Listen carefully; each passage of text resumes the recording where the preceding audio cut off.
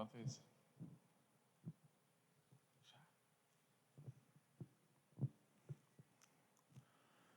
Bom dia, irmãos, a todos aqui presentes, também aqueles que nos acompanham, os nossos irmãos e amigos que nos acompanham através das redes sociais. Nós agradecemos a presença de todos, pedimos o envolvimento de todos para que possamos desempenhar bem a nossa função hoje de estudar mais uma parte, mais um texto da Palavra de Deus. Eu gostaria de convidar a todos para que abram as suas Bíblias na primeira carta de João, capítulo 7. Primeira carta de João, capítulo 7. Estaremos lendo os versículos de 4 a 21. Eu gostaria que os presentes se colocassem em pé. Nós estaremos lendo esse texto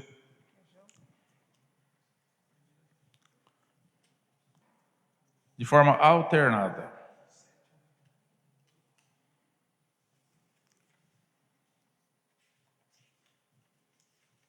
Primeira João, capítulo 7.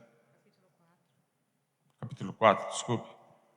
Versículos de 7 a 21.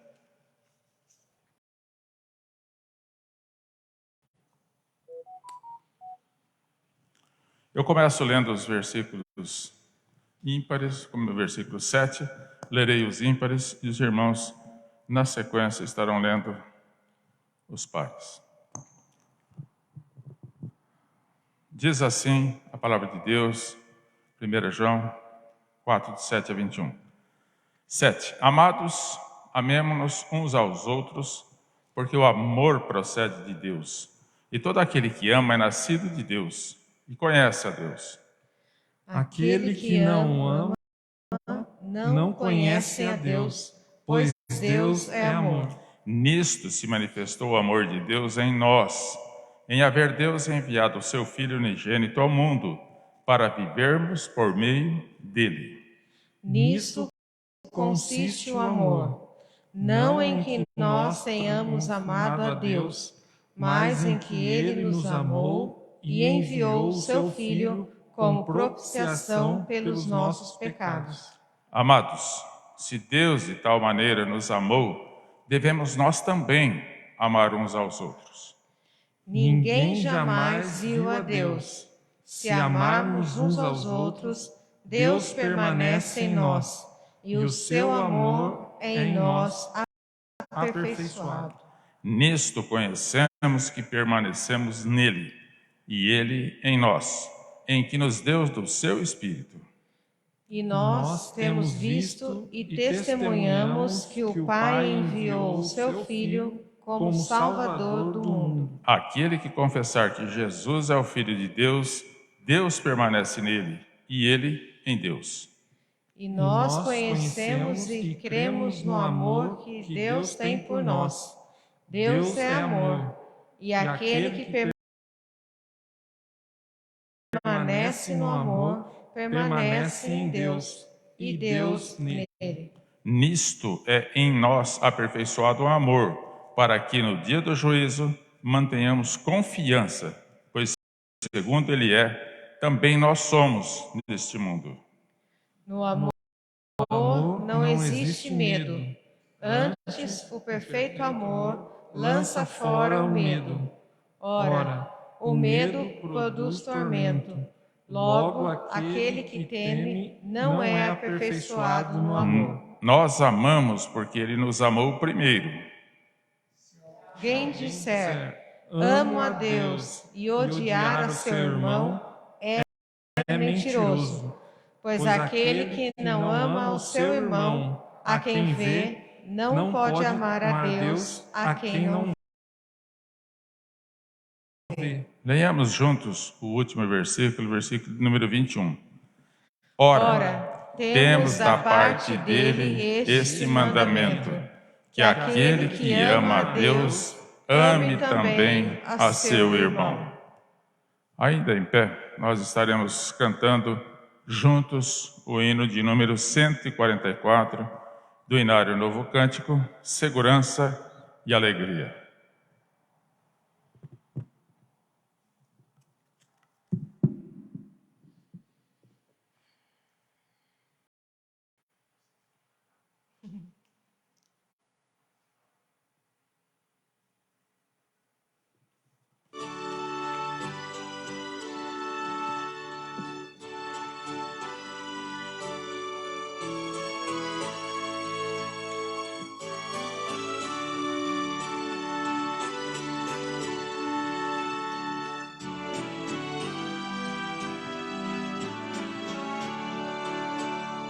Que segurança tem em Jesus,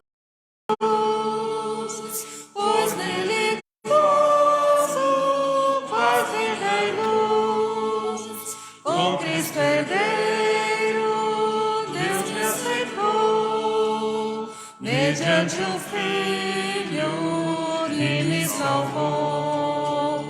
Conto essa história cantando assim: Cristo na cruz foi morto por mim. Conto essa história cantando assim: Cristo na cruz foi morto por mim. Inteiramente me submeti, plena alegria nele senti. Anjos descendo, trazem dos céus provas da graça que vem de Deus. Conto essa história cantando assim: Cristo na cruz foi morto por mim. Conto essa história cantando assim: Cristo na cruz foi morto por mim.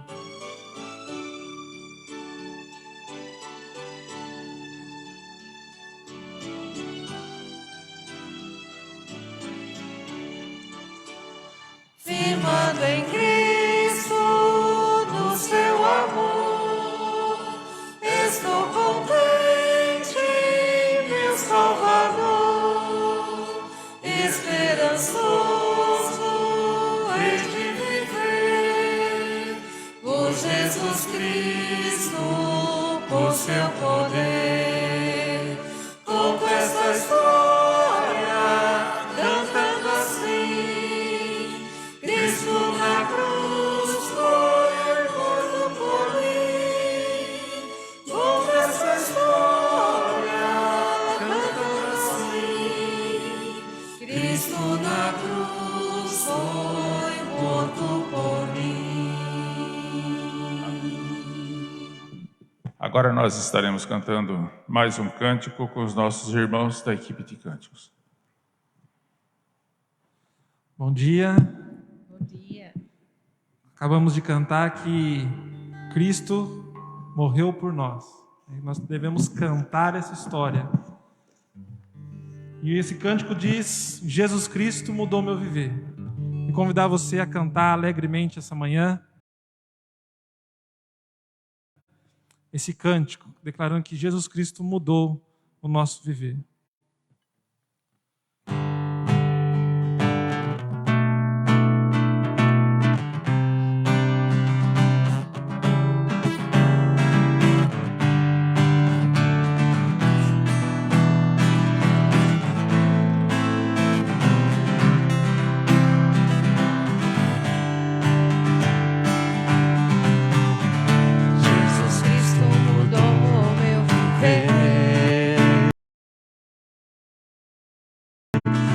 Jesus Cristo mudou meu viver.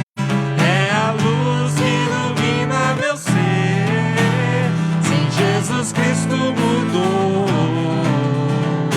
meu viver. Diferente hoje é o meu coração. Diferente hoje é o meu coração.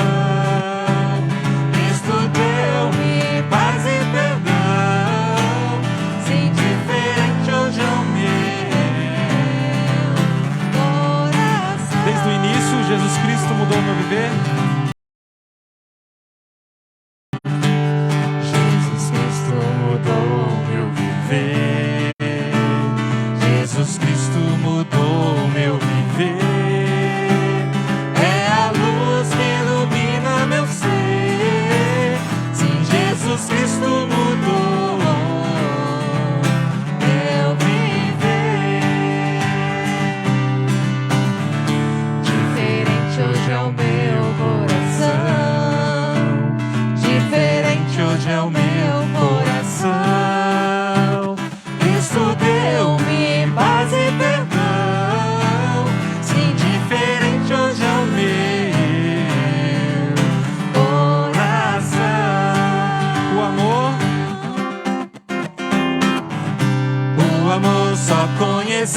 canções que falavam de ilusões, mas tudo agora é diferente. Cristo fala a toda a gente, Pois Cristo deu-me seu amor.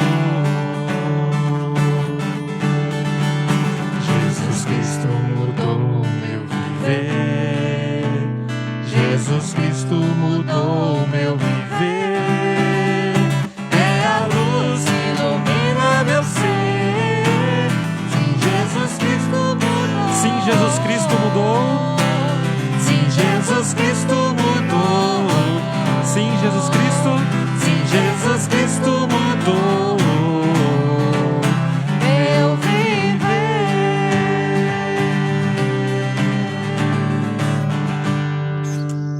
Amém. Podemos assentar?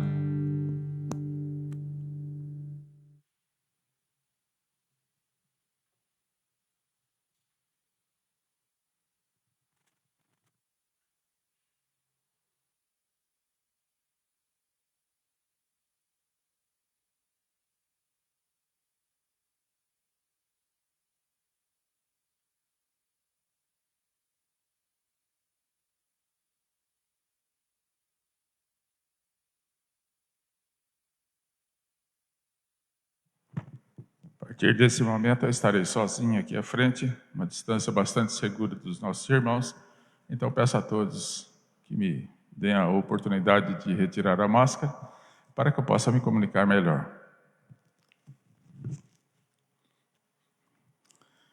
Aos presentes, está sendo projetada uma figura? Sim, tá bom. Nós estamos numa sequência de estudos na carta de Paulo aos Romanos. São 13 lições e hoje nós estamos na lição de número 8. É óbvio que esta sequência de estudos nos dará apenas uma visão panorâmica a respeito desse livro. É um dos livros, eu digo que todos são importantes, mas é um dos mais importantes da Bíblia para que entendamos o que realmente significa o Evangelho. Paulo dá uma quantidade de informações tremenda nesse livro. Ele escrevendo aos Romanos, ele praticamente sintetiza todo o Evangelho. E o capítulo 8 é de uma riqueza teológico-doutrinária muito grande. Nós estaremos estudando hoje o capítulo de número 8,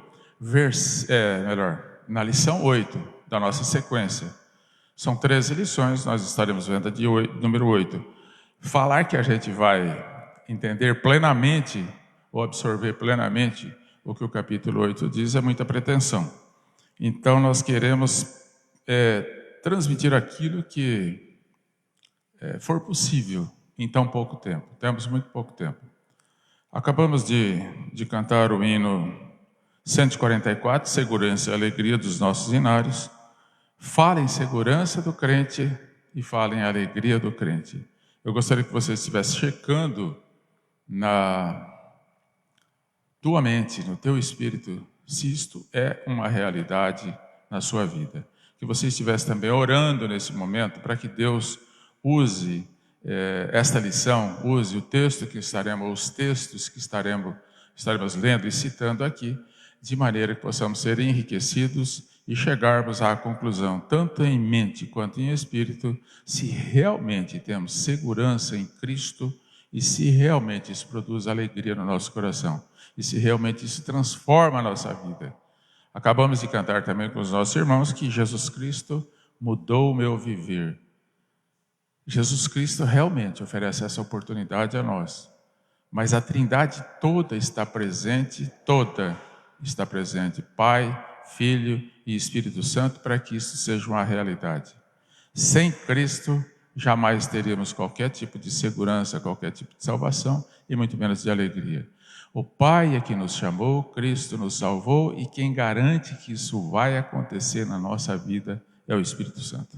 Tá? É o que nós estaremos estudando hoje e eu gostaria de orar. Oremos todos, ore você, oro eu em seguida, pedindo que Deus nos oriente na exposição e na apreensão do que será dito aqui.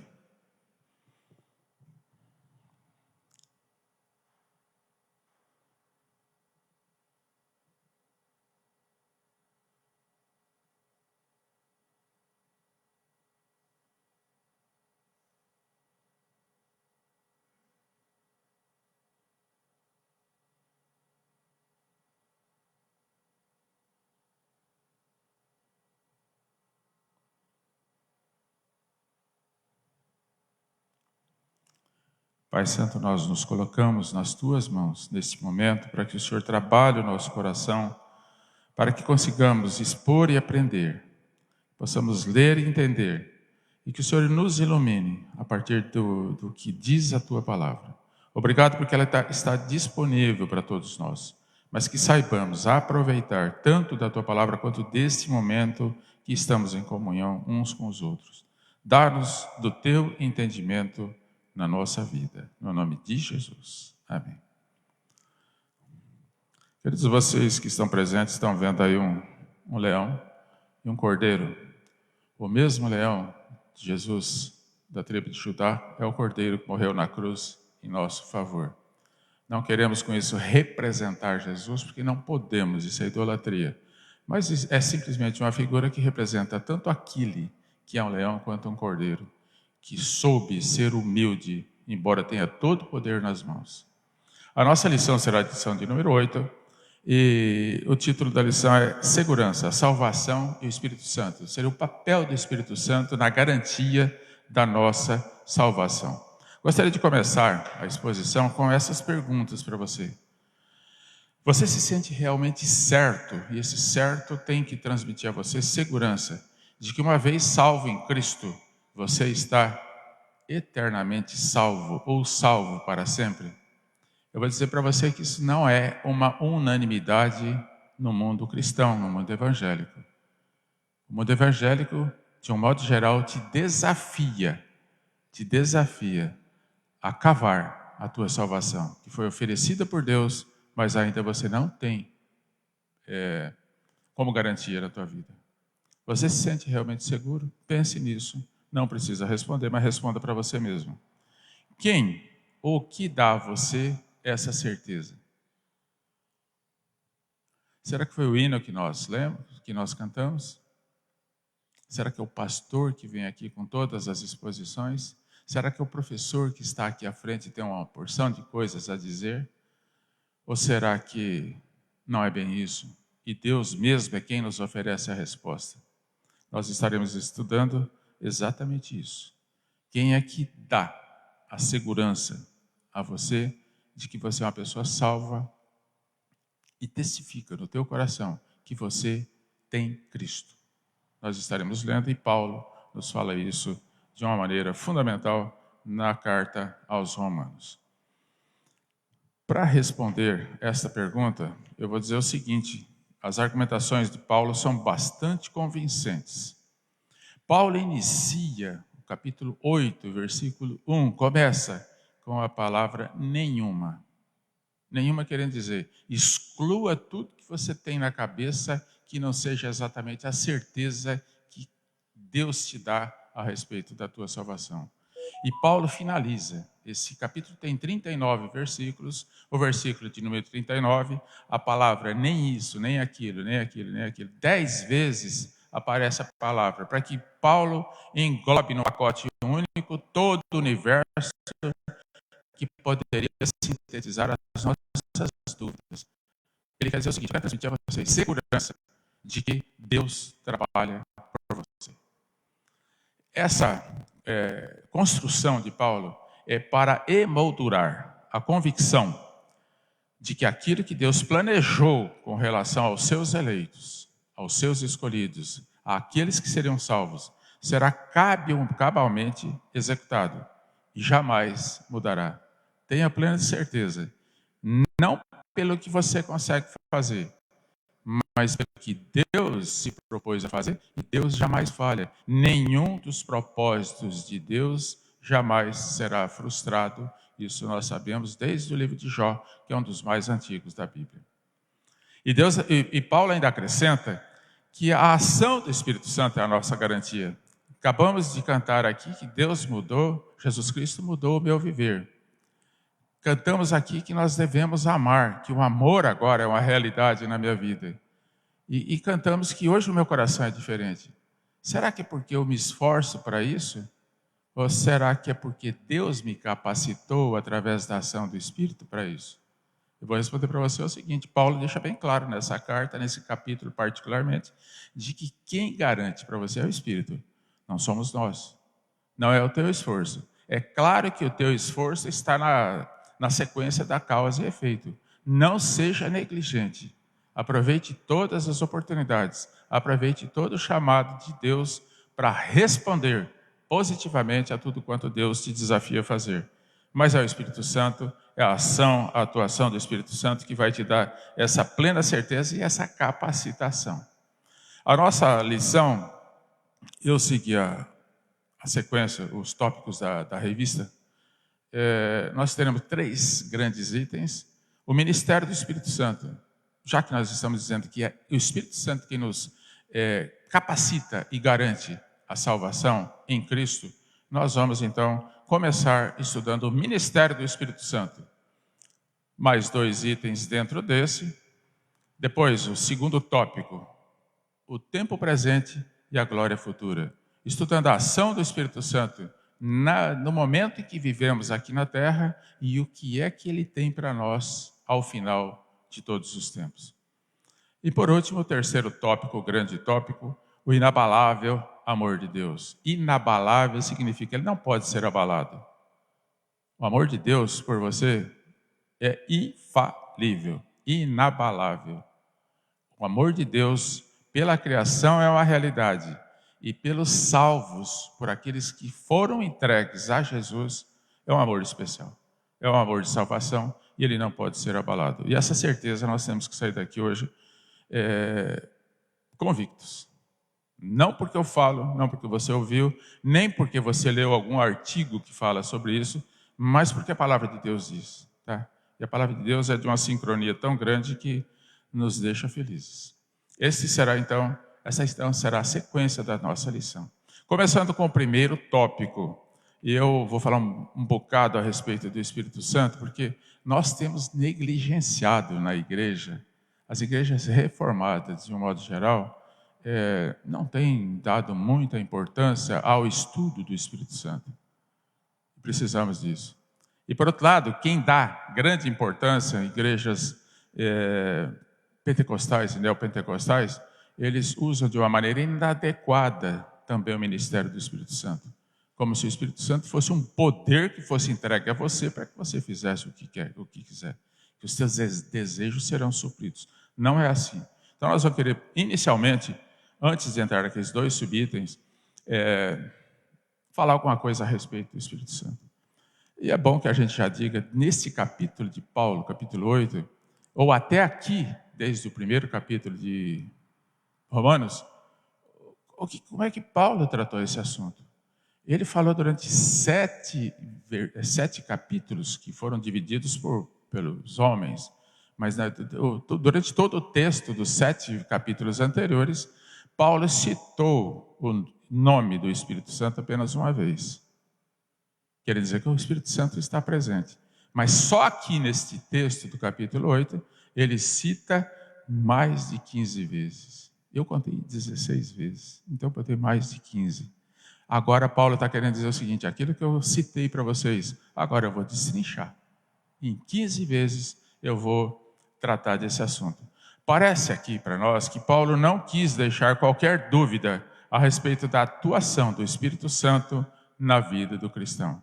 Entendam bem qual é a atuação do Espírito Santo. Isso vai ser bastante útil para você. Isso é que vai garantir a tua certeza da salvação. Se você se lembrar da aula passada, ou se você se lembrar do que você já leu no capítulo 7 de Romanos, você vai ver que Paulo, até o final do capítulo 7, se você tirar o último versículo do capítulo 7, Paulo ele desenvolve a sua argumentação num tom de frustração e desânimo. Por quê? Será que é com Deus? Será que é? Não, é consigo próprio. É com o ser humano. Se depender do ser humano, o ser humano está perdido, totalmente perdido. Ele chega a afirmar no versículo 24 do capítulo 7, que é o penúltimo, até aqui escrito pelo Paulo antes de começar o 8, desventurado homem que sou. Ele diz que ele é. Nós não somos diferentes. Você diria até um desventurado com letra maiúscula. Desventurado homem que sou. Quem me livrará do corpo desta morte? Quem me livrará da condenação? No versículo 25, que é o seguinte ele mesmo dá a resposta. Graças a Deus por Jesus Cristo, nosso Senhor. A salvação vem de Cristo, ele diz. E então ele encerra o capítulo 7 dessa maneira. Graças a Deus por Jesus Cristo, nosso Senhor. E aí ele começa o versículo capítulo 8, dizendo o seguinte: sim, Jesus Cristo nos salvou, mas vamos ver quem é que garante isso, quem é que te capacita isso, tá? E ele fala do Espírito Santo. Paulo já reconhecia que ele era um grande pecador, assim como eu e você. Todos nós somos pecadores, todos nós. Não tem quem. Você pode pecar menos ou mais, mas um pecado é suficiente para te levar para o inferno. Basta. E Paulo dizia: eu sou um grande pecador, talvez o maior deles. Talvez isso aí seja retórica, porque a hora que eu leio isso aí eu tremo. Se Paulo diz isso, estou perdido. Desventurado o homem sou, não é? Porém, ele estava convencido de que Cristo o havia alcançado com sua graça salvadora. Até aqui tudo bem? Os irmãos podem participar, viu, gente? Os presentes aqui terão facilidade de... Deixa eu só botar minha sequência aqui para não...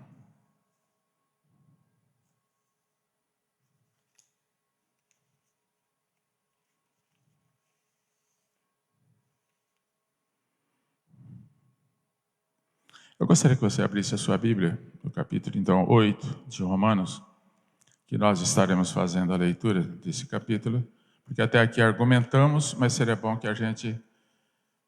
Eu preferi deixar para ler depois dessas colocações, para despertar o teu interesse, para entender o que está escrito, tá? É claro que você só vai entender se você for iluminado pelo Espírito Santo, mas é bom que você seja despertado para essa necessidade de entender cada uma das palavras. Falei até o capítulo 7, agora nós estaremos lendo o capítulo de número 8, e eu leio para que eu possa fazer alguns comentários. É um texto relativamente longo, mas não dá para sintetizar e não dá para pular nada, tá?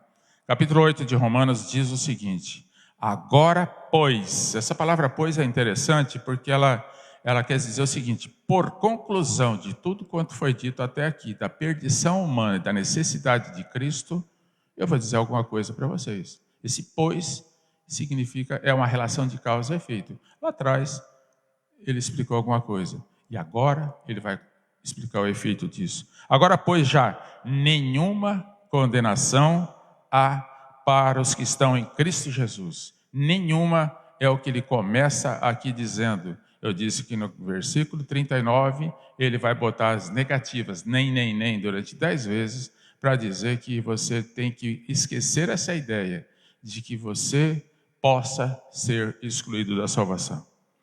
Porque a lei do Espírito da vida em Cristo Jesus, o Espírito que dá vida é o Espírito Santo, te livrou da lei do pecado e da morte.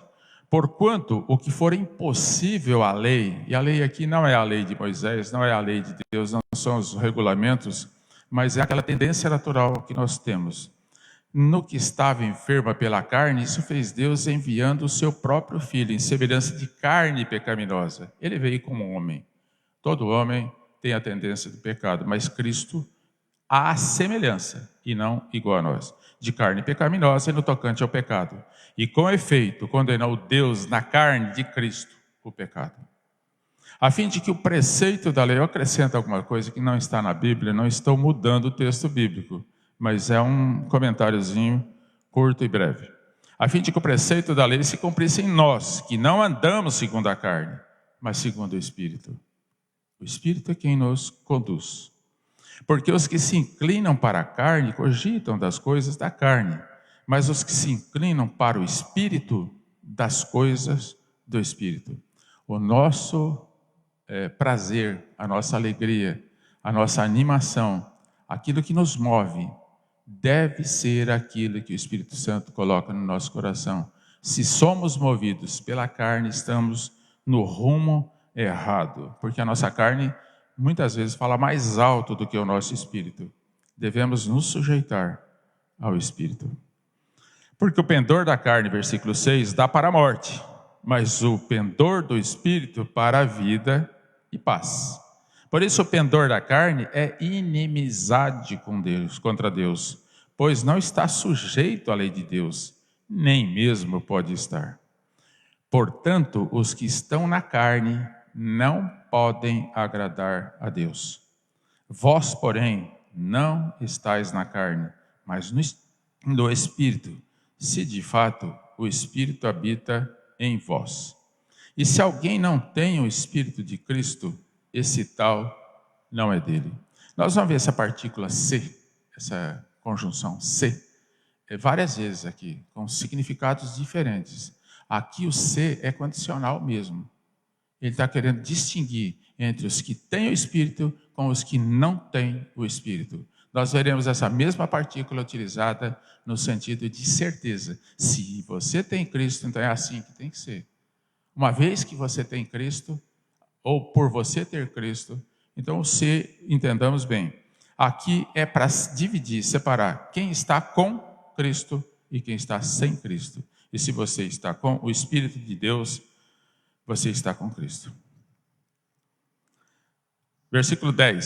Se, porém, Cristo está em vós, esse se significa já que, uma vez que, visto que Cristo está em vós, o corpo, na verdade, está morto por causa do pecado, mas o Espírito é vida por causa da justiça. Novamente o se. Se habita em vós o Espírito, aquele que ressuscitou a Jesus dentre os mortos. Quem ressuscitou Jesus dentre os mortos? O próprio Deus, não é isso? O Deus Pai. Aquele que ressuscitou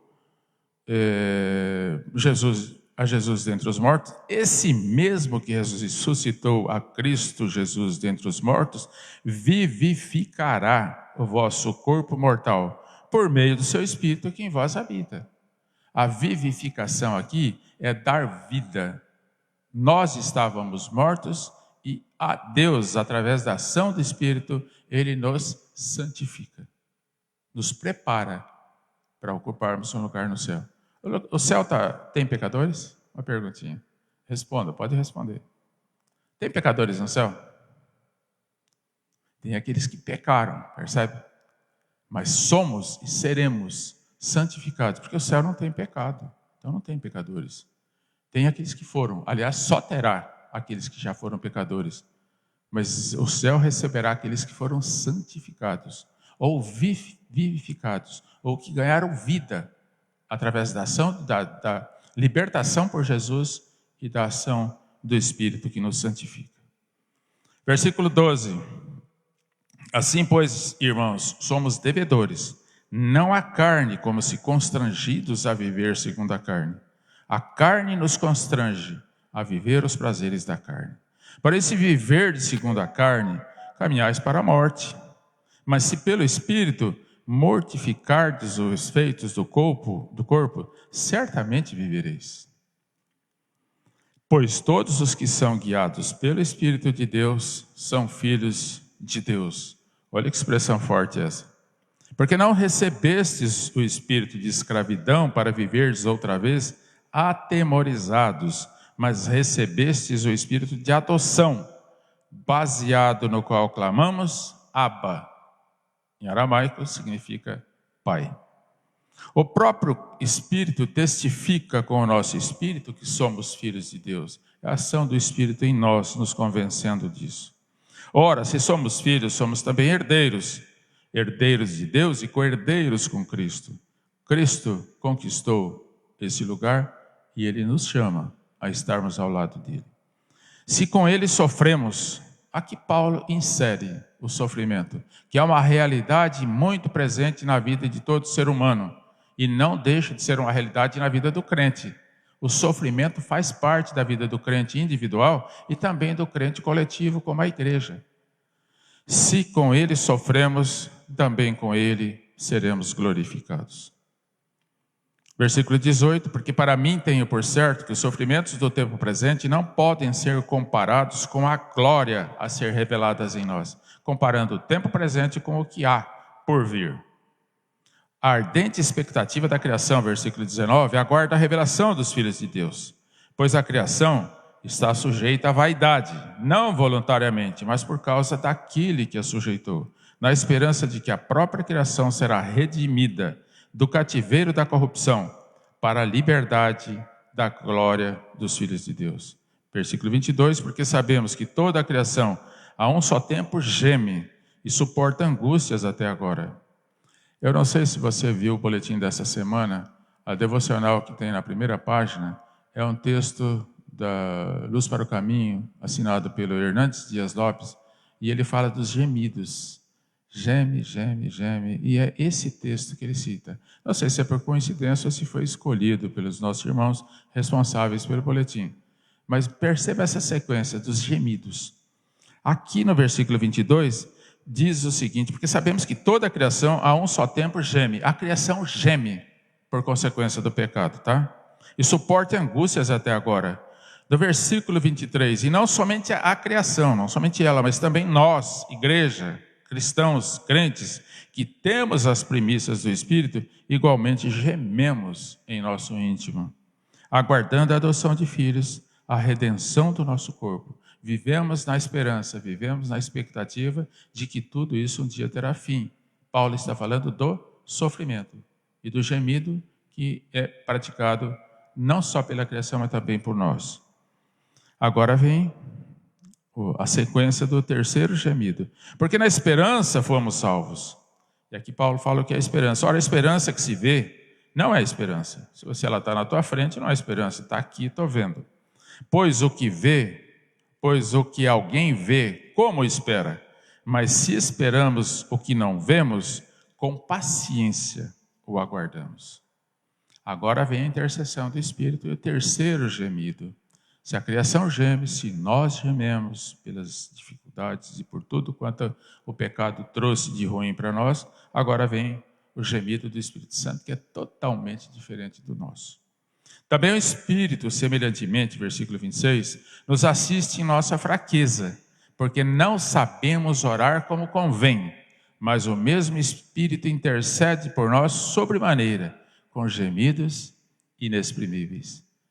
O Espírito Santo coloca diante do Pai todas as nossas necessidades, não com palavras, mas com um modo de expressão que é próprio da Trindade.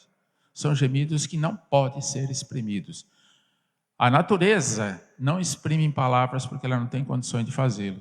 Nós, muitas vezes, colocamos em termos reais, em palavras, as nossas dificuldades. Mas o Espírito se comunica com o Pai por gemidos inexprimíveis a nosso favor, certo? E aquele que sonda os corações sabe qual é a mente do Espírito. Deus sabe o que é que o Espírito está dizendo, porque segundo a vontade de Deus é que o Espírito Santo intercede pelos santos. Esse tipo de oração sempre será atendido. O que o Espírito Santo de Deus pede, intercede por nós diante do Pai, porque ele sabe a vontade do Pai, e o Pai coloca na oração do Espírito Santo, nos gemidos inexprimíveis, aquilo que é a vontade dele. E no versículo 28, um dos textos mais conhecidos da Bíblia, e que muitas vezes nós não levamos em conta, sabemos quer dizer o seguinte, estou certo, estamos seguros de que todas as coisas cooperam para o bem daqueles que amam a Deus, daqueles que são chamados segundo o seu propósito. Porquanto, os que de antemão conheceu, vejam essa sequência de verbos aqui, os que de antemão conheceu, também os predestinou para serem conformes à imagem de seu Filho, a fim de que ele seja o primogênito, o primeiro, entre muitos irmãos. E aos que predestinou, outro verbo, na sequência vem o verbo, a este também chamou. E aos que chamou, a este também justificou. E aos que justificou, a esses também glorificou. No meio teológico, no meio dos teólogos, existe uma escala, ou uma sequência, que costuma ser chamada de Ordo Salutis. É a ordem da salvação. Não precisamos discutir isso aqui, mas é bom que você saiba. Existe um começo, existe um meio, existe um fim. Tudo começa com o chamado de Deus. Aliás, antes do chamado, existe o amor especial de Deus por aqueles que Ele haveria de escolher. Ele não escolheu porque você seria bonzinho. Ele não escolheu porque você merece. Ele escolheu porque Ele te amou. E a palavra conheceu aqui significa, e estes que Ele amou salvificamente lá atrás, Ele chamou. Tá? É o segundo degrau da escada. O terceiro, o quarto, o quinto, depois vem a justificação e por último vem a glorificação. Na glória. É uma sequência bastante interessante. Se você quiser pesquisar, veja essa sequência. Ordos Salutis. Tem na internet, está cheio, está repleto. Mas tudo começa com o amor de Deus e com o chamado de Deus. Daí para frente o Espírito Santo cuida de tudo, até a tua glorificação. Tá? Isso é interessante, viu, gente? Versículo 31. Que diremos, pois, à vista destas coisas? Não é dessas. Dessas, Paulo estaria tratando do passado. Aqui fala destas coisas. É o que ele vai expor agora. E Paulo faz 5 perguntas. E eu vou citando aqui quais são essas perguntas. Que diremos a respeito destas coisas que eu falarei agora? Se Deus é por nós, quem será contra nós? Essa é a primeira pergunta de Paulo. Pense nisso. Pense nisso. Essa escada da salvação, que começa no amor de Deus, no chamado de Deus, e termina na glorificação, ela será cumprida. E a primeira pergunta é, se Deus é por nós, quem será contra nós? Não é para que você ganhe na loteria, não é para que você consiga bens terrenos, mas é para que a tua salvação seja garantida. Tá? Aquele que não poupou o seu próprio filho, antes por todos nós, cristãos, Paulo está escrevendo aos Romanos, que é uma igreja de Cristo. Tá? Porventura, segunda pergunta, não nos dará graciosamente com ele todas as coisas? Pois se Deus deu o Filho, por que Ele vai sonegar qualquer outro tipo de coisa que você precisa? Precisa, não é que deseja. Tá? Essa é a segunda pergunta. Agora vem a terceira pergunta. Quem intentará acusação contra os eleitos de Deus? Essa é a terceira pergunta. Quem intentará? O próprio Paulo explica quem intentará. Não adianta, ninguém, porque é Deus quem o justifica. Se a obra é de Deus, não há quem possa vencê-la. Quarta pergunta, quem os condenará? Quem condenará os eleitos de Deus? A resposta de Paulo, é Cristo Jesus quem morreu, ou antes quem ressuscitou, o qual está à direita de Deus e também intercede por nós. Ou seja, Cristo está aí para garantir que ninguém vai condenar os eleitos. Tá? Quinta pergunta, na sequência, que Paulo fala, o que nós vamos responder para essas perguntas? Quem nos separará do amor de Cristo? Quem nos separará do amor de Cristo? Temos até um cântico sobre isso. Quem é que tem condições, capacidade para nos afastar do amor? Não é do teu amor por Cristo, mas é do amor de Cristo por você. É bem diferente. E nós já vimos muitas colocações erradas dentro da igreja, dizendo que você nunca vai deixar de amar Cristo. Olha, eu acho que a gente nem ama muito bem a Cristo, tá? É do amor de Cristo por você. Quem nos separará? E aí Paulo vem com uma sequência aqui interessante. Ele desperta em nós umas possíveis causas. Será tribulação, ou angústia, ou perseguição, ou fome, ou nudez, ou perigo, ou espada? Poxa, bastante coisa, hein? Como está escrito, por amor de ti somos entregues à morte o dia todo. Fomos considerados como ovelhas para um matadouro. Não tem muito o que fazer, você está indo para lá. Se não fosse Deus que te tirasse da sequência desse matadouro e te colocasse na sequência da salvação e da glorificação, você continuaria lá.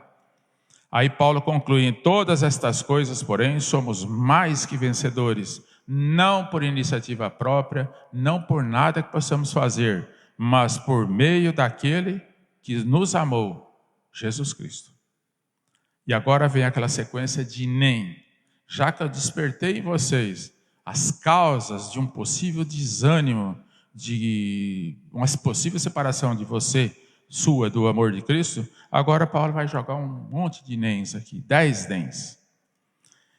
Porque eu estou bem certo de que nem a morte, nem a vida, nem os anjos, nem os principados, nem as coisas do presente, nem do porvir, nem os poderes, nem a altura, nem a profundidade, nem qualquer outra criatura poderá separar-nos do amor de Deus que está em Cristo Jesus, nosso Senhor. Concluímos a leitura do capítulo 8. Deu para entender o que Paulo... Nós passaremos brevemente agora, tentando repisar esse caminho que eu tentei explicar ao longo da leitura do texto. Tá? Se você tiver alguma dúvida, teve alguma dúvida, vamos esperar a sequência e, de qualquer forma, eu gostaria que você colocasse qualquer dúvida ou qualquer acréscimo. Eu digo para você, acrescer é muito fácil, porque é tanta coisa que nós teremos que deixar para trás, que o texto é muito rico, tremendamente rico, mas não dá para falar tudo. Mas se alguma coisa ficou como dúvida, por favor, coloque. Paulo conclui, então, interessante notar aqui, falando agora, voltando lá atrás sobre o ministério do Espírito Santo, já que nós falamos de tudo, porque já lemos o texto comentando. Mas agora repassando toda essa sequência através de uma sequência organizada, para que você possa entender. Paulo conclui a argumentação do capítulo 7 ao iniciar o capítulo 8. Agora, pois, já nenhuma condenação há. Ele disse, desventurado homem sou, quem me livrará do corpo dessa morte? Graças a Deus por Cristo Jesus. Por consequência, nenhuma condenação há para aqueles que estão em Cristo Jesus, capítulo 8, versículo 1. Até o capítulo 7 fica evidente a impossibilidade da salvação por nossas próprias obras. Ninguém é capaz de dar um único passo na escada da salvação que termina na glorificação junto a Deus. Ninguém. Paulo anuncia agora que os crentes estão capacitados a obedecer. É claro que não é fácil. Obedecer a Cristo não é fácil. Obedecer aos parâmetros de Deus não é fácil. Jesus Cristo mudou o meu viver, não é? Mas não é fácil. Isso implica numa dedicação muito grande. Os crentes estão capacitados pelo Espírito Santo a obedecer, mas apenas quando vivem segundo o Espírito. Versículos 4 e 5 que acabamos de ler. Fora da assistência do Espírito, fracassamos. Submeta-se ao Espírito Santo. Versículo 4 e 5 que nós lemos e que agora eu repito, a fim de que o preceito da lei se cumprisse em nós, que não andamos segundo a carne, mas segundo o Espírito. Porque os que se inclinam para a carne, cogitam das coisas da carne, têm preferência pelas coisas da carne. Mas os que se inclinam para o Espírito, sentem alegria nas coisas do Espírito. Tá? Concluímos aqui na sequência, uma conclusão até meio longa, os descrentes. Nós estamos falando de nós, né? E qual a diferença? Vamos fazer o contraponto, já que Paulo faz o contraponto. Os descrentes, os quais não têm o Espírito, são dirigidos pela carne, concorda? Nós somos dirigidos pelo Espírito, primeiro porque ele habita em nós. Segundo, porque nós temos alegria com as coisas de Deus que nos são manifestas pelo Espírito Santo. E sempre falham em obedecer a Deus. Sempre, sempre, com letra maiúscula eu não pus aqui, mas sempre falham em obedecer a Deus. A inimizade deles, isso aqui está muito claro no versículo 7 e 8, dos versículos 7 e 8, a inimizade deles contra Deus corrompe as motivações. Quando você quer saber se você realmente tem sido um crente, quais têm sido as suas motivações? Você tem se esforçado por atender aquilo que Deus estabelece como bom para você? Essas são as nossas inclinações e são as nossas motivações. Quem não tem temor de Deus, quem é inimigo de Deus, porque não está nem aí para as coisas de Deus, esse realmente tem motivações corrompidas. As motivações são outras. E quando você pega alguém que é firme no propósito de ter motivações de benefício próprio, de autossatisfação, você percebe bem essa diferença. Fazendo com que todas as ações sejam pecaminosas daqueles que não são conduzidos pelo Espírito. Versículos 7 e 8, lemos. Por isso o pendor da carne é inimizade contra Deus. A carne, simplesmente a carne, sem o Espírito Santo, nos conduz a uma inimizade com Deus. pois não está sujeito à lei de Deus, nem mesmo pode estar. Você não se achega a Deus porque quer, tá? É isso que está dizendo aqui. Você se achega a Deus porque o Espírito te conduz para isso. Portanto, os que estão na carne não podem agradar a Deus. Um ímpio não pode agradar a Deus, nunca, nem mesmo quando pratica uma boa ação. Você já viu um ímpio praticar uma boa ação? Muitas, muitas. Você já viu um juiz corrupto praticar uma boa ação? Sim, muitas. Nisto não há mérito. Se nós não temos mérito diante de Deus, porque os méritos são todos de Jesus pela salvação e do Espírito porque nos conduz, você imagina quem o faz com intenções espúrias. Tá? E resumindo, dentro da conclusão ainda, há dois tipos de atitudes ou disposição do Espírito. O Espírito com letra minúscula porque é o nosso Espírito. Que tipo de disposição existe no Espírito humano? Os que vivem sob a influência da carne, sabe quem são? São os ímpios. Tá? Os incrédulos, sujeitos à condenação pelo pecado. E existem aqueles, dentro dos dois tipos de atitude ou disposições do Espírito, os que vivem sob a influência do Espírito. Pela graça de Deus, são os cristãos. Os crentes livres da condenação pela mediação de Cristo. Por conclusão desse resumo, o verdadeiro crente é aquele que deposita a sua confiança somente em Deus para a sua salvação. Deposito a minha confiança, mas eu ainda preciso que o Espírito Santo me habilite a isso. Tá? E tenha a sua vida regida pelo Espírito Santo. Eu confio em Cristo, mas eu preciso que cada um dos meus passos seja conduzido pelo Espírito Santo. Senão eu faço besteiras, com toda certeza. Resumindo ainda mais, estar em Cristo ou ser em Cristo nos conduz à justificação. Nos dá a justificação pelos nossos pecados. Deus atribui a nós a condição de justo e nos conduz à salvação. Isso significa salvação. Agora, quem está em Cristo tem que andar no Espírito. O Espírito nos conduz. Esse é o caminho da santificação. E a santificação na escala do Ordo Saluti é o penúltimo degrau. O último é a glorificação. Isso quer dizer que você vai trilhar o caminho da santificação durante todos os dias da sua vida, até enquanto você estiver com o coração batendo, enquanto o teu cérebro estiver funcionando. É trilhar o caminho da santificação. O próximo passo também cabe a Deus, que o glorificará. Tá? Tudo depende de Deus. Tanto a justificação quanto a santificação, quanto todo o processo, não pertencem a nós, mas ao próprio Deus. É Deus quem nos conduz durante todo o processo, de eternidade a eternidade. A eternidade passada, quando Ele nos amou, quando Ele nos chamou, passamos por todo o processo, até a eternidade futura, quando seremos glorificados e viveremos com Cristo no céu. Versículo 4 do texto que nós lemos, a fim de que o preceito da lei se cumprisse em nós, que não andamos segundo a carne, mas segundo o Espírito. Dá um medinho, não dá? Você não tem um medinho de ler isso aí? Nós andamos segundo o Espírito. Quantas vezes nós erramos, não é? Nós somos realmente pecadores. Mas nós amamos as coisas de Deus e procuramos corrigir as nossas atitudes. E é isso que eu te desafio a fazer. Para que você possa dizer, eu ando segundo o Espírito. O Espírito habita em mim. E quando eu cometo um pecado, eu sinto uma tristeza tremenda. Não é assim que você se sente? Porque você está fazendo algo que é contra aquele que habita em você.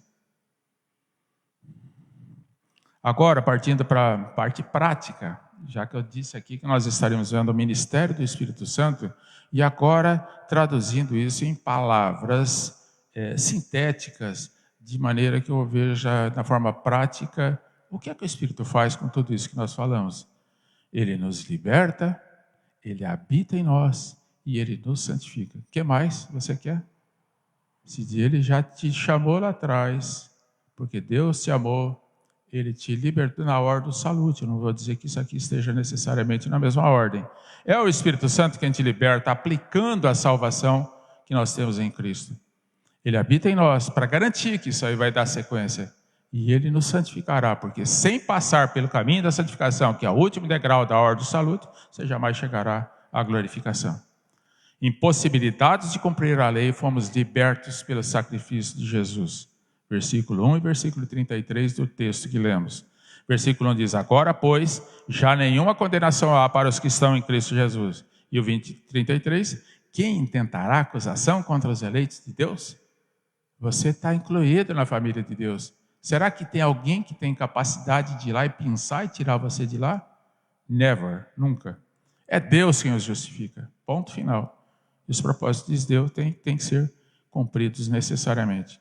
Aqueles que são habilitados pelo Espírito Santo têm a vida movida pelas coisas de Deus. Você tem prazer nas coisas de Deus? Elas realmente compõem a tua motivação? Seja feliz pela ação do Espírito na tua vida. Versículos 9 a 11. Vós, porém, não estáis na carne, mas no Espírito. Se de fato você está na turminha dos salvos, tá? O Espírito de Deus habita em vós, ou já que o Espírito de Deus habita em vós. E se alguém não tem o Espírito de Cristo, esse tal não é dele. Aqui vem o C, de certeza, de convicção. Uma vez que Cristo está em vós, o corpo, na verdade, está morto por causa do pecado, mas o Espírito é vida, por causa da justiça, não minha nem sua, mas de Cristo. C, que é, por consequência, que é, uma vez que habita em vós o Espírito daquele que ressuscitou a Jesus dentre os mortos, esse mesmo que ressuscitou a Cristo Jesus dentre os mortos, que é o nosso Pai Celeste, vivificará, te conduzirá pelo caminho da santificação, também o vosso corpo mortal, por meio do seu Espírito que em vós habita. Percebe que o que em vós habita é uma garantia, uma certeza? Esse sei, então, não é de dúvida, não. Você é de garantia também. Uma vez que você tem o Espírito, você terá o vosso corpo mortal conduzido por Cristo e você será santificado. Um corpo reavivado. Tá? Se alguém não é habitado pelo Espírito, não é cristão. Dá para concluir isso? Porque ao incrédulo é impossível agradar a Deus. E não pode ser chamado de cristão. Segundo tópico a respeito do Espírito Santo, eu estou gastando um tempo um pouco maior aqui, porque nós temos que nos convencer disso, de que o Espírito Santo está conosco e trabalha por nós. O Espírito Santo, além do que nós vimos anteriormente, nós temos agora que ele guia, ele testifica e ele glorifica. Se lá atrás ele já chamou, aqui na frente ele termina com a glorificação. Regenerados, transformados em novas pessoas, novo nascimento, uma nova disposição de alma e de espírito. Começamos nossa caminhada cristã sempre guiados pelo Espírito Santo, tá? Se não formos guiados, não teremos condições. Deus se relaciona paternalmente. Quem pode chamar... Você já ouviu essa expressão que Deus é pai de todos? Na verdade, não. Deus é criador de todos. E Ele só aceita um relacionamento paternal apenas com aqueles que são habitados pelo Espírito Santo, que além do que nós vimos aqui no texto, está em João capítulo 1, versículos 12 e 13 também. Aqueles cujos pecados foram perdoados pela ação, pelo ministério, pela morte e ressurreição de Cristo, Mateus 26, 28. Além do que nós lemos aqui, que são justificados pela fé, Romanos 5:2, que é uma das aulas que nós demos em momentos anteriores, e que são habilitados a chamar a Deus de Abba, que significa Pai. Capítulo 8, versículo 15, que lemos hoje. Ele só se relaciona paternalmente com aqueles que estão habilitados a chamá-lo de Pai. E não pode chamá-lo de Pai quem não passou pela salvação em Cristo, pela ação do Espírito que garante essa salvação. Por conclusão, é o Espírito Santo, de quem recebestes o Espírito de adoção, que nos dá essa certeza. Esse recebestes o Espírito de adoção, ele nos adotou e colocou na família de Cristo. Tá? Versículos 16 e 17 diz o seguinte. No 15 diz, recebestes o Espírito de adoção. 16 e 17. O próprio Espírito testifica. Testifica é dar um atestado no teu espírito. Para o nosso espírito, então, com o nosso espírito que somos filhos de Deus. Ora, se somos filhos, somos também herdeiros. Recebemos de Deus o que Deus tem, Ele tem para nós. Herdeiros de Deus e cordeiros com Cristo. Bom, nós entramos na família por causa de Cristo, fomos adotados por causa de Cristo. Se com Ele sofremos, e sofremos, não é? Não o sofrimento dele, sofremos o nosso sofrimento. Também com Ele seremos glorificados. É o topo da escada, da Ordos Salutis. Que também nos selou. Isso já é 2 Coríntios, capítulo 1, versículo 22. Que Paulo fala mais ou menos a mesma coisa. Que também nos selou. Deus Pai nos selou e nos deu o penhor do Espírito Santo. Você sabe o que é penhor? É aquilo que você dá em garantia para receber alguma coisa. Deus nos deu por penhor o Espírito Santo. Isso está em 2 Coríntios, capítulo 1, versículo 22. Ele nos deu o penhor do Espírito em nosso coração. Isso está em Efésios também, capítulo 1. Muito interessante saber que a Bíblia trata do mesmo assunto em vários momentos para garantir que tudo isso é realidade.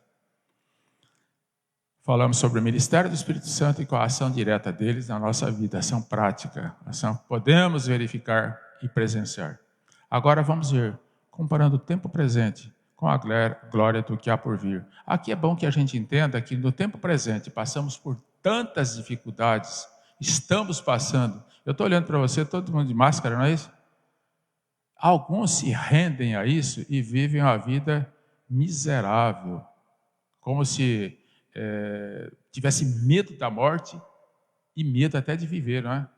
Não, nós não temos que ter medo nem de viver nem de morrer. Tudo isso que nós estamos falando aqui nos dá essa certeza, essa esperança, essa alegria. Essa máscara é uma necessidade, não sei explicar de que maneira ela seria necessária, mas é necessária. Vamos só sintetizar assim. Mas de qualquer forma, o teu espírito que está dentro de você, habitado pelo Espírito e Santo de Deus, ele vive uma vida de paz e harmonia. Não tenha medo de viver, não tenha medo de morrer, apesar de todas as tuas dificuldades, porque essa certeza nos vem do Pai através da ação do Espírito que testifica ao nosso espírito. Para o cristão, o sofrimento do tempo presente não dura para sempre. É ou não é verdade? Quando alguém morre, alguém que você percebeu, porque você não tem condições de atestar, que ele não era cristão, fala, descansou. Você acha mesmo? É um jeito que a gente fala para matar o assunto, não é isso? Mas na verdade não é bem assim a coisa. Só descansará dos sofrimentos da era presente aquele que for cristão. Quando você vê que um cristão que deu demonstração durante o tempo todo de que ele realmente era cristão morreu, você pode falar, esse descansou. Se um dos irmãos aqui morrer, eu vou ficar triste, mas eu vou falar, esse aí descansou. Porque todos nós temos que descansar do sofrimento do presente. A era futura, a glória futura nos está reservada. Porque para mim, tenho por certo, versículo 18, que os sofrimentos do tempo presente não podem ser comparados com a glória a ser revelada em nós. Isso é tempo futuro. E versículos 24 a 25. Porque na esperança fomos salvos. Você vive um momento agora em função da esperança, porque você não está vendo esse momento da glória futura. E aí Paulo fala claramente, ora, esperança que se vê não é esperança. Não espere ver essa esperança, tá? Não queira ver. A esperança é algo que o Espírito especifica a você. Pois o que alguém espera? Você espera aquilo que não vê, não é isso? Mas se esperamos o que não vemos, com paciência aguardamos. Tenha paciência e viva uma vida de paz e alegria que lhe é proporcionada por Cristo. E enquanto nós estamos nessa esperança, nesse esperando, tá? Nós temos um ajudador dentro de nós. Quem é que está dentro de nós? O Espírito Santo. Semelhantemente, versículo 26 diz, também o Espírito semelhantemente nos assiste em nossa fraqueza. Somos fracos. Muitas vezes o nosso debilita. Bota a mente nossa vida em parafuso, tá? Mas o nosso espírito está sendo assistido. Também o Espírito, semelhantemente, nos assiste em nossa fraqueza, porque não sabemos orar como convém. Mas o mesmo Espírito intercede por nós sobremaneira, com gemidos inexprimíveis. Você passa por algum tipo de sofrimento? Saiba que dentro das tuas necessidades, o Espírito está intercedendo por você junto ao Pai. Com certeza. E nós temos também um ajudador, além do ajudador dentro de nós, nós temos um ajudador fora de nós. Esse fora de nós eu botaria entre aspas, tá? Porque Cristo não está fora de nós. O Espírito Santo de Deus é o Espírito Santo de Cristo. Mas a pessoa de Cristo, ela está junto com o Pai e também intercede por nós. Dentro da Trindade, que não é fácil de entender, é Cristo, Jesus, quem morreu, ou antes, quem ressuscitou, o qual está à direita de Deus e também intercede por nós. Se tem alguém dentro de você e fora de você intercedendo por você, alguém que tem poder, alguém que faz parte da Santíssima Trindade, com todo o poder do mundo, que está a seu favor, quem pode ir contra você? Ninguém. Agora, sobre o inabalável amor de Deus, tudo isso nasceu lá atrás, porque Deus te amou. Deus continua te amando e Deus te amará para sempre, porque o nosso Deus não muda. Todas as coisas, a gente costuma ouvir falar isso aí de outra maneira. Deus no controle. Gente, evita de ficar falando muito essa história de Deus no controle, sabe? Deus está no controle, ponto final. Parta disso aí, mas não fique falando isso aí toda hora, como querendo dizer que isso é consolo. Isso é consolo sim, porque Deus domina todas as coisas. Mas quando alguém está num sofrimento extremo, você fala Deus no controle. Quer dizer, dane-se você, Deus está cuidando. Não, não é assim. Ela está querendo aqui na terra um consolo, um conforto, querendo um ouvido para que ouça o que está falando. Então, cuidado com isso. Isso é bom que a gente sabe que realmente é assim, mas não pronuncie fora do contexto, tá? Todas as coisas estão sob o governo de Deus. Deus não apenas tudo vê, tudo sabe, tudo governa, como também tudo determina, tanto os meios quanto os fins. Deus diz, você chegar lá, por esse caminho. Tá? Diz o versículo 29, que tem mão. Deus estabeleceu tudo quanto, como e quando haveria de ser. Tudo quanto ocorre foi determinado por Deus. De antemão significa bem antes de, tá? Desse modo, a doutrina, isso é uma doutrina dentro do cristianismo, dos decretos eternos de Deus declara que todas as coisas são finalmente determinadas e decretadas por Ele. Nada acontece sem que tenha sido determinado por Deus.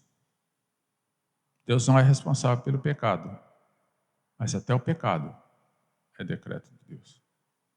Todos os decretos de Deus, é bom que a gente entenda isso, são incondicionais e soberanos. Não vamos questionar, porque isso está dentro da soberania e da graça de Deus. E eles são incondicionais. Não depende de você. É isso que esse incondicional quer dizer. Ele não te perguntou, não te consultou, assim como não me consultou e nem consultou ninguém. O que é mesmo que eu vou decretar? Não. Ele é incondicional. Os decretos de Deus são eficazes por si sós. Eles são eficazes, eles vão funcionar, e ponto final. E não dependem de ações humanas. Entre os eternos decretos de Deus está a predestinação. Esse assunto é um assunto que já gerou muita conversa entre nós, já foi muito explicado e muitas dúvidas ainda ficam, mas eu quero dizer para você o seguinte, isso é é um decreto de Deus, da vontade de Deus, da graça de Deus, e não procure saber, nem procure, porque Ele não quer saber o que você pensa a esse respeito, tá? Ele quer que você se convença de que Ele é soberano, e assim Ele faz.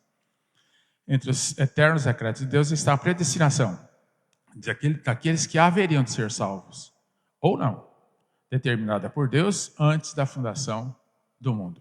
Deus sabe quantos estarão com eles na eternidade, com Ele na eternidade. A predestinação é decreto de Deus inteiramente de acordo com o seu beneplácito e sua graça. Está em Efésios 1:5. E nos predestinou para filho de adoção por Jesus Cristo. Percebe que tem semelhança com o texto que nós lemos? Para si mesmo, segundo o beneplácito da sua vontade. Sua dele, não sua minha. Tá? Ele escolheu e ponto final. Então a predestinação, que é uma realidade dentro dos decretos de Deus, ela vem a partir de um chamado eficaz. Deus predestinou e Deus chama. Esse chamado é eficaz. Ah, mas eu não quero. Você vai chegar lá, percebe? Quantas vezes você passa por momentos que te conduzem a isso? Porque o chamado de Deus é eficaz. Ele funciona. Deus chama, acontece. O que ele se propõe a realizar com o chamado é efetuado. Não tem outro jeito. E a graça de Deus, ele te concede uma graça, ainda que você queira resistir. É impossível. Uma hora você chega lá.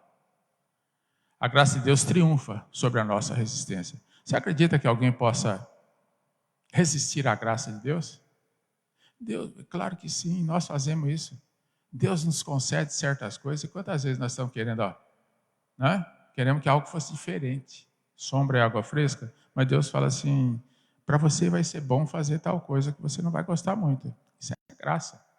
O chamado ou a eleição é conduzido interiormente pelo Espírito Santo. Somos chamados por Deus, e o Espírito Santo é quem bota isso no nosso coração. O objetivo da predestinação é que o eleito seja levado pela graça de Deus a um relacionamento com o seu Filho Jesus. Não escolhemos Cristo. Foi Deus quem nos escolheu para Cristo e operacionaliza isto através da ação do seu Espírito. Porquanto os que de antemão conheceu, versículo 29, também os predestinou para serem conformes à imagem de seu Filho. Fomos escolhidos e somos conduzidos para nos tornarmos parecidos com Cristo, a fim de que ele seja o primogênito entre muitos irmãos, e aqui fica constituída a família de Cristo. Tá? Ele é o primogênito, ele nasceu primeiro dentro dessa família. Nasceu no sentido de que ele foi a origem. Tá? E qual deve ser a nossa resposta? Aí vem aquela pergunta que nós lemos. Que diremos, pois, à vista destas coisas? O que nós vamos dizer? Aí vem a sequência.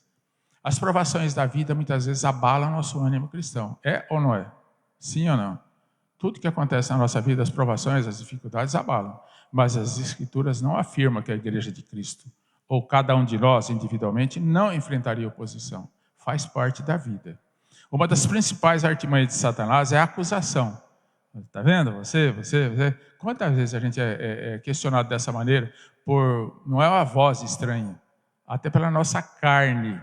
A nossa carne, que tem o pendor da morte, tendência da morte, ele nos acusa. Uma das principais artimanhas de Satanás é a acusação, tentando destruir nossa alegria e segurança. Mas justificados em Cristo, não precisamos temer as calúnias de Satanás, nem o que o mundo. Você é tonto, não é assim que a gente ouve falar? Você foi dominado por aquela história do pastor. Não é a história do pastor. Eu sou dominado pelo Espírito Santo que habita em mim a partir da palavra dele que está na Bíblia. A vitória está assegurada, isso está no versículo 37. Lendo rapidamente novamente o texto que nos assegura isso. Que diremos, pois, à vista dessas coisas? Qual vai ser a nossa resposta? O próprio Paulo responde. Se Deus é por nós, quem será contra nós?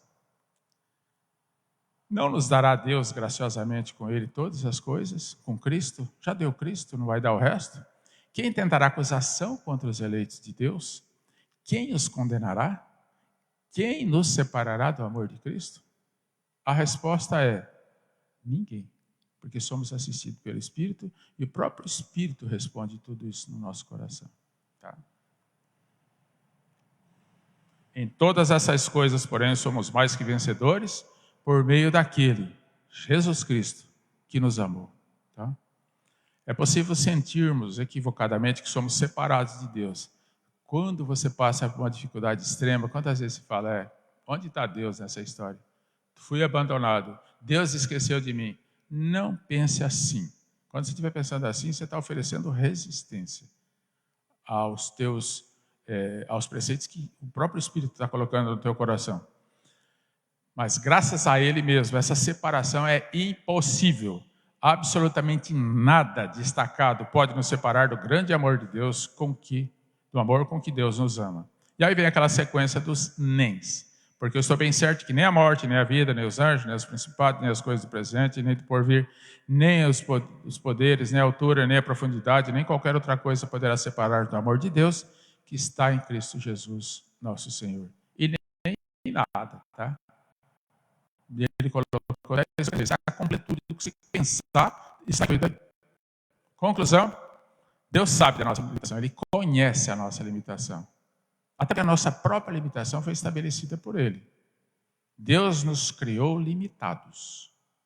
Tá? Por isso Ele providencia ajuda. Esse auxílio é o próprio Deus, através do seu Espírito, que passa a habitar em nós. Isso o próprio Deus, através do seu Filho, versículos 26 e 34, intercedendo a nosso favor. A bênção que vem de Deus, garantida na atuação do Espírito Santo habitando em nós, nos torna mais que vencedores. Você não é vencedor. Você é tornado vencedor por Cristo, pela ação do Espírito e porque Deus quis. Tá? Louvado seja Deus por isso. Algum comentário, meus irmãos? Se não, eu dou por concluída a lição. E não percam a sequência de aulas, de estudos que nós temos trazido aqui.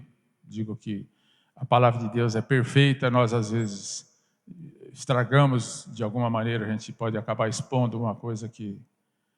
Mas de qualquer forma, entenda, a palavra de Deus é perfeita e procure conhecer, tá? Procure conhecer. Leia Romanos. Eu não me lembro qual foi o pai da igreja, um dos pais da igreja, que ele lia Romanos uma vez por semana, todo o livro de Romanos, em voz alta, em voz alta. Ele se colocava num quarto fechado, em voz alta ele lia Romanos, para poder se convencer de tudo quanto Deus tinha para dizer para ele a respeito do que Paulo tratou com aquela igreja. Se você quiser fazer isso, eu vou dizer, você vai sair ganhando. Eu não fiz ainda, de ler Romanos uma vez por semana, 52 vezes por ano, em voz alta, num quarto sozinho. Mas não deixa de ser uma boa, né? Que Deus nos abençoe. Vamos orar? Pai, nós agradecemos ao Senhor pela Tua palavra, que é viva e eficaz, que transforma corações e que está disponível a todos nós. Basta que atendamos ao mover do Teu Espírito, no nosso Espírito, para que possamos entender, para que possamos ser iluminados no entendimento do que o Senhor tem a dizer para nós. Desperta em nós, Senhor, esse desejo e que nós nos submetamos sempre, hoje e sempre, à ação do Espírito que está em nós a nosso favor. Obrigado por esse momento que estivemos juntos. Abençoa todos esses irmãos aqui presentes. Abençoa todos aqueles que nos acompanharam e nos acompanham pelas redes sociais, que também eles sejam agraciados pela iluminação do Teu Espírito, pelo convencimento e testemunho no coração e no espírito deles. Cuida de nós, carecemos do Senhor, nos dê um restante de domingo na Tua presença e sobre o Teu domínio. Em nome de Jesus. Amém.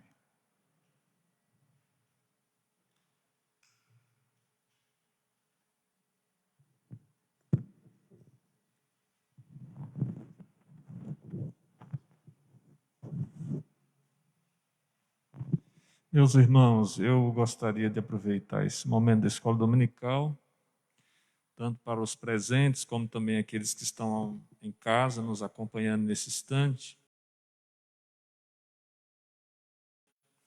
Lembrando vocês de uma passagem que se encontra em Efésios, capítulo 4, do versículo 1 até o versículo 6, que diz assim: Rogo-vos, pois eu, o prisioneiro no Senhor, que andeis de modo digno da vocação que fostes chamados, com toda a humildade, mansidão, com longanimidade, suportando-vos uns aos outros em amor, esforçando-vos diligentemente por preservar a unidade do Espírito no vínculo da paz. Há somente um corpo e um Espírito, como também fostes chamados numa só esperança da vossa vocação. Há um só Senhor, uma só fé, um só batismo, um só Deus e Pai de todos, o qual é sobre todos e age por meio de todos e está em todos. Paulo aqui está se referindo expressamente sobre a igreja, aqueles que foram salvos, alcançados pelo poder regenerador do Espírito Santo, conforme nós aprendemos aqui nessa manhã. E quando Paulo fala sobre essa realidade presente na igreja, do Espírito agindo de maneira efetiva, a Trindade Santa trabalhando em prol da nossa salvação, nós que fomos escolhidos antes da fundação do mundo, Paulo vai falar expressamente sobre a necessidade de nos esforçarmos diligentemente por preservar a unidade do Espírito no vínculo da paz. Há a necessidade de que nós não só nos apeguemos às lições, às verdades que foram expressas aqui nessa manhã, como também que isso faça parte da nossa prática. A teologia bíblica ela é sempre muito prática, ela precisa gerar uma ação da nossa parte. E nesse sentido eu gostaria de desafiar os que estão presentes a manterem a sua frequência aos trabalhos da igreja, nas reuniões presenciais, desafiar aqueles que estão em casa, que já se encontram em condições de frequentar a igreja, que já foram vacinados, que têm tomado medidas preventivas para evitar o contágio, seja esta medicamentosa, profilática ou não, que você possa entender a necessidade de que o robustecer o espírito, estar junto com preservar a unidade, se conectar, se relacionar uns com os outros, isso faz parte da nossa caminhada cristã e isso nos fortalece. Estarmos juntos com um propósito semelhante, crentes de que é Deus que nos preserva em todas as situações, seja na vida, seja na morte, nós somos de Cristo.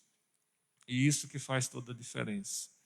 Nós não estamos aqui para virar semente, nós estamos aqui para semear a palavra de Cristo. Porque Ele sabe todas as coisas e tem os seus propósitos. Tomemos as cautelas, mantenhamos o distanciamento, usemos a máscara, usemos o álcool em gel, vacinemos, tomemos as medicações, tenhamos uma vida saudável, evitemos os excessos, sejamos cautelosos com aqueles que têm comorbidades, mas não negligenciemos a nossa vida espiritual. É preciso estar conectado de alguma forma, ligado de alguma maneira. Nós precisamos juntos como igreja, porque a nossa vida e o uso dos nossos dons é que permite que sejamos mutuamente fortalecidos. É preciso quebrar a acomodação agora. Os recursos têm chegado e agora nós precisamos reeducar a nossa agenda para estarmos presentes nesses momentos de culto, de adoração, de celebração, de estarmos juntos, de estarmos convivendo, de estarmos compartilhando, dividindo a vida e estimulando uns aos outros ao amor e à prática das boas obras. Que o Senhor assim nos abençoe, nos ajude. Queria lembrar aos irmãos que nós mantenhamos as nossas orações pela família Rossi, que está aqui presente já nessa manhã, enlutada.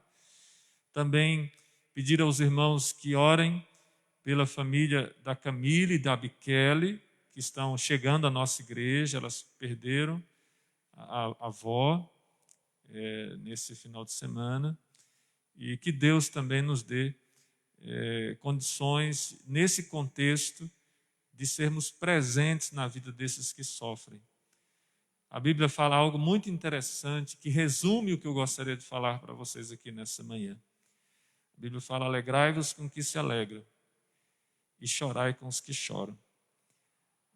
É muito interessante, eu como pastor, eu experimento isso constantemente no ministério. No mesmo dia, ter que se alegrar com os que se alegram e depois chorar com os que choram.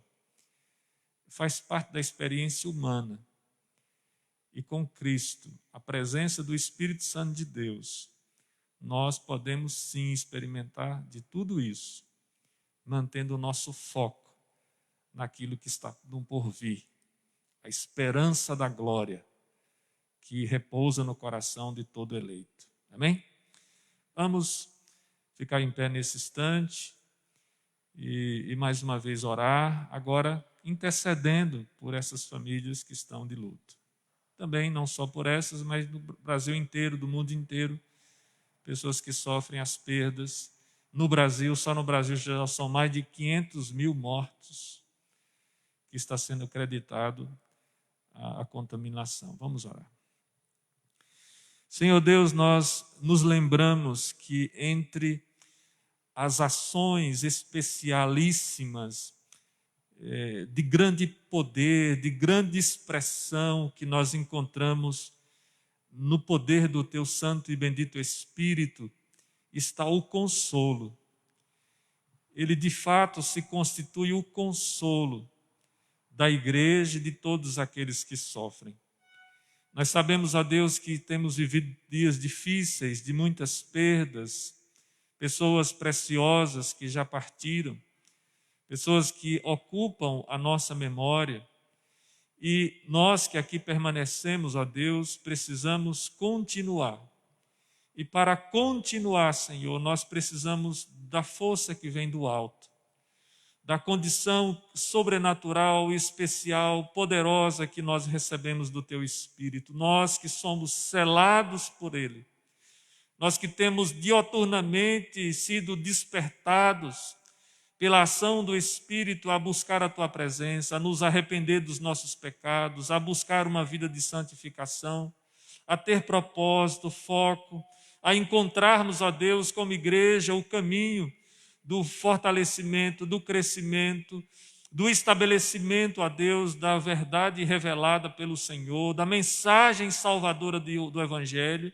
Nós pedimos, ó Deus, que o Senhor nos capacite a sermos igreja também nesse contexto. Nós sabemos das limitações, mas sabemos que assim como Paulo ali domiciliarmente preso, não sabia e tinha consciência de que o Evangelho não estava preso, que nós também, ó Deus, saibamos disso. Apesar do isolamento, o Evangelho não está isolado. Cristo continua agindo e salvando todos aqueles que Ele escolheu. Que o Senhor nos ajude quanto a isso. Nós te suplicamos, abençoando, ó Deus, a vida desses irmãos que aqui estão, para que mantenham a constância, a frequência, a busca constante da Tua presença. Mas também daqueles irmãos que estão em casa, que o Senhor fortaleça a fé no coração deles. E que eles se despertem, ó Deus, para aquilo que o Senhor tem chamado a cada um deles. Para que juntos, como igreja, cumpramos o nosso chamado, a nossa missão de fazermos conhecido a Cristo, onde quer que estejamos. Oramos assim, em nome e para a glória de Jesus. Amém. Deus abençoe, meus irmãos. Tenham um ótimo final de semana.